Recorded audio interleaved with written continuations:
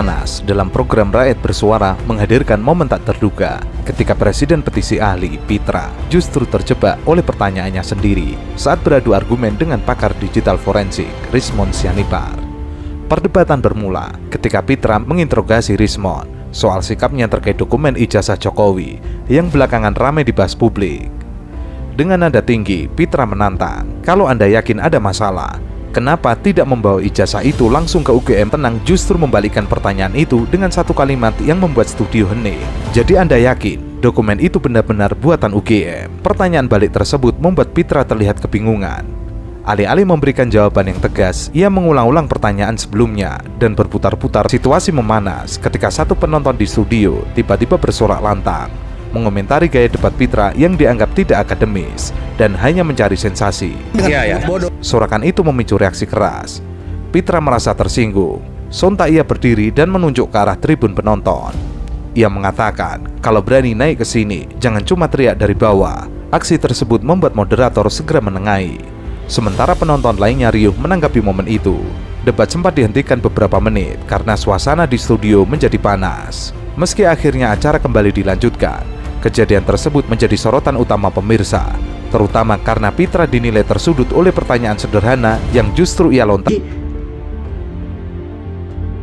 Assalamualaikum warahmatullahi wabarakatuh. Malas.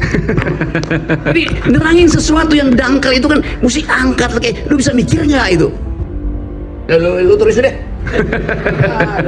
Jadi Rocky Gerung itu seperti seseorang Cassandra Paradox. Ya kan? Oke. Yang diucapkan bisa terjadi gitu.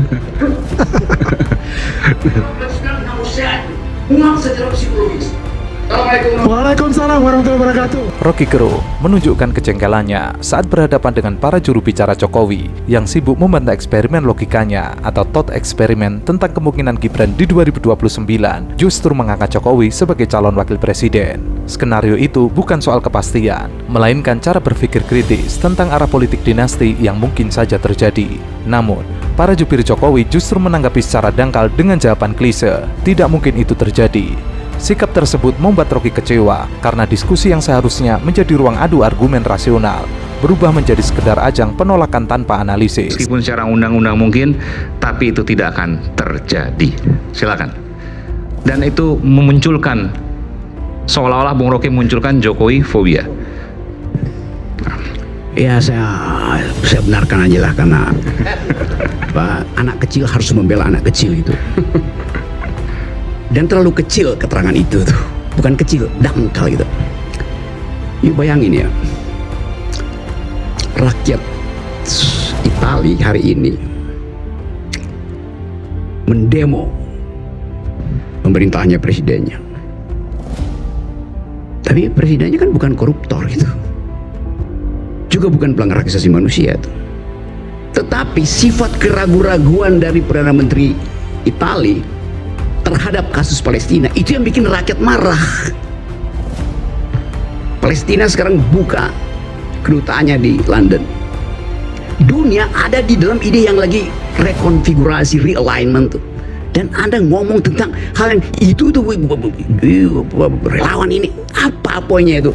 Buat kita yang berupaya untuk membaca politik itu di dalam dimensi universal tentang apa sebenarnya yang terjadi, human diversity, human dignity-nya, dan Anda masih membela sesuatu yang sangat teknis itu. Ini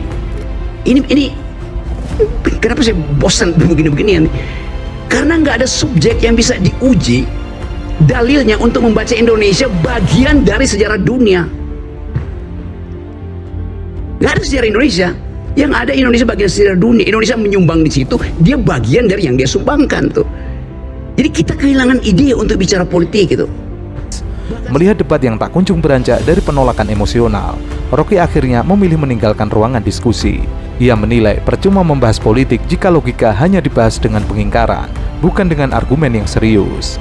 Bahkan saya bikin semacam thought eksperimen bahwa Gibran akan angkat bapaknya jadi wakil presidennya, sehingga Presiden Gibran, wakil presiden Jokowi itu nggak mungkin terjadi, nggak ada etiknya tuh. Kalau ada etiknya dari awal Gibran nggak jadi wakil presiden.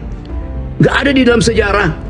Dari zaman Kaisar Nero muncul Caligula, Louis XVI, Henry VII, sampai Puyi, semua itu yang terjadi, tuan-tuan. Itu yang pakai otak dong tuh, baca sejarah dunia tuh, studi yang dalam, supaya kita analisis itu sesuatu yang ada mutunya, walaupun terlihat dangkal tapi bermutu itu. Rocky Gerung menyayangkan perdebatan politik yang hanya berkutat pada isu seputar relawan Jokowi mendukung Prabowo Gibran untuk 2029. Diskursus publik seharusnya tidak berhenti pada persoalan sempit soal dukungan relawan, tetapi lebih jauh menyoal apa sumbangsi Indonesia bagi dunia. Rocky menegaskan, dunia telah berubah sangat cepat. Hal-hal yang dulu dianggap mustahil kini menjadi kenyataan, seperti Inggris, Jerman, hingga Prancis yang akhirnya berani menyatakan dukungan terhadap Palestina. Pertanyaannya, di tengah perubahan besar itu, apa posisi Indonesia? Apa gagasan besar Indonesia bagi dunia? Di dalam sejarah Yunani itu ada seorang perempuan namanya Cassandra. Tahu namanya Cassandra? Saya terangin ini supaya pernah dengar namanya Cassandra Paradox? Nggak ada yang tahu. Cassandra ini seorang perempuan yang oleh dewa-dewi di Gunung Olympus kasih dia keberanian, kecerdasan untuk memprediksi. Tapi sekaligus dia dikutuk bahwa semua yang dia ucapkan tidak akan satupun rakyat percaya tuh. Sejarah Indonesia juga begitu. Mana ada yang pernah berpikir bahwa Tunggul Ametung akan ditusuk berkelahi dengan Ken Arok segala macam. Jadi ilmu pengetahuan itu ada metodenya tuh. Bukan bertahan pada kedangkalan, nggak bakal terjadi. Apa poinnya di situ tuh? Karena tidak ingin melihat itu atau takut melihat itu terjadi. Psikologi itu main terus di kepala kita tuh. Dan hari ini, Assalamualaikum warahmatullahi wabarakatuh. Malas. Jadi nerangin sesuatu yang dangkal itu kan mesti angkat. Kayak lu bisa mikir nggak itu? Lu terus deh. Jadi Rocky Gerung itu seperti seseorang Cassandra Paradox. Ya kan? Oke. Yang diucapkan bisa terjadi gitu. Secara psikologis. Waalaikumsalam warahmatullahi wabarakatuh. Ia menilai, jika ruang publik terus dipersempit hanya membicarakan kepentingan politik keluarga dan relawan, maka Indonesia akan kehilangan peluang untuk menunjukkan peran strategisnya dalam percaturan global. Padahal, itulah esensi sebenarnya dari politik. Bagaimana bangsa ini bisa berkontribusi bagi kemanusiaan, bukan sekedar menjadi ajang perebutan kekuasaan.